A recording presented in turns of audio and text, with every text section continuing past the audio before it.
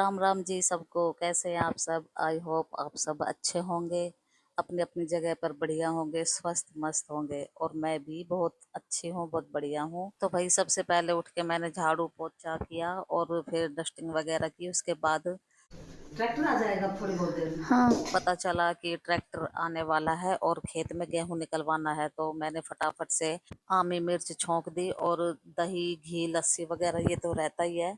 और फटाफट से मैंने खाना तैयार कर दिया। और देखिए कितने अच्छी मैंने आमी मिर्च छौंकी है। और ये तो मैं बनाती ही रहती हूँ, स्पेशली पिताजी को बहुत ज़्यादा पसंद है।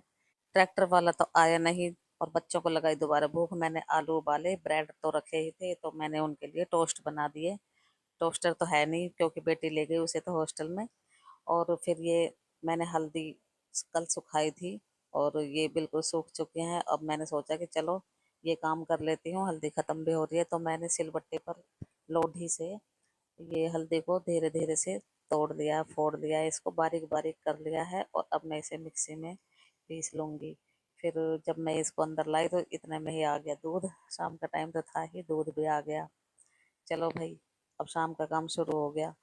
तो दूध को मैंने गर्म रख दिया और फिर उसके बाद फिर जो ये मिक्सी का जार है इसमें मैंने ये जो मैं हल्दी तोड़ के लाई थी ना, पतली पतली सी बारीक करके लाई थी, वो अब मैं मिक्सी जार में डाल के और इसको पीसूंगी। मैं हमेशा ही मसाले घर में पीसती हूँ, चाहे वो हल्दी हो, धनिया मिर्च या गरम मसाले जो भी हो, मैं घर पे ही पीसती हूँ। बाहर से कुछ भी नहीं लाते हैं क्योंकि बाहर की चीज़ों में मिलावट होती है और कोई उसका कोई भरोसा नहीं है उसमें क्या क्या हो सकता है।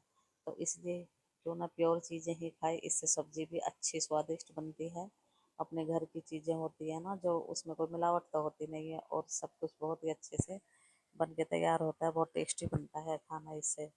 तो पहले तो मैंने आधी हल्दी इसमें पीसी थी, फिर मैंने आधी हल्दी फिर इसमें पीस ली थोड़ी थोड़ी करके। मैंने इस मिक्सी जार में डाली और इसको भी मैंने पीस लिया। अब हल्दी तो पिस गई है लेकिन ये इतनी बारीक नहीं है।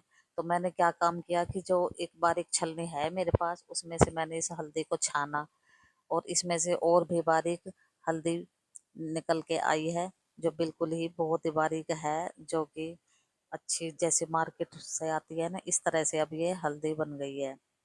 तो इस तरीके से मैं हल्दी यहीं पर तैयार कर लेती हूँ अपने घर पर ही। देखो कितने बारीक से हल्दी बन के तैयार हुई है, देखो बन गई ना बिल्कुल मार्केट जैसी। तो अब धनिया भी है, अब धनिया की बारी है। ये धनिया भी मैंने सुखा रखा है, अब मैं इसको भी इस मिक्सी में पीस लूँगी। तो मैंने इस धनिया को भी छलनी है जो थोड़ी मोटी वाली है जिससे मैं आटा छानती हूँ, उसमें से मैंने इसको धनिया को छाना है और इसमें से बारीक और मतलब जो भी कुछ है वो बाहर निकल आएगा। और मैंने वैसे भी साफ कर रखा है। तो मैं हर काम को बड़ी बारीकी से करती हूँ, मुझे अच्छा लगता है ठीक से काम करना। तो इस तरीके से मैं काम करती हूँ। अब मैंने इस धनिया को भी पीस लिया है, देखो बारीक पिस गया ना। दोनों चीज़ें मैंने पीस ली और एकदम बढ़िया, एकदम फाइन। और बाहर का मौसम इतना अच्छा हो रहा था लेकिन मैं जा नहीं पाती क्योंकि काम किचन में इतना होता है। और अब तैयारी हो रही है कि शाम को गेहूं निकलेगा और बाहर से बारीकी से झाड़ रहे हैं ताकि यहाँ पे हम पल्लड़ बिछा दें और रात में गेहूं निकलेगा।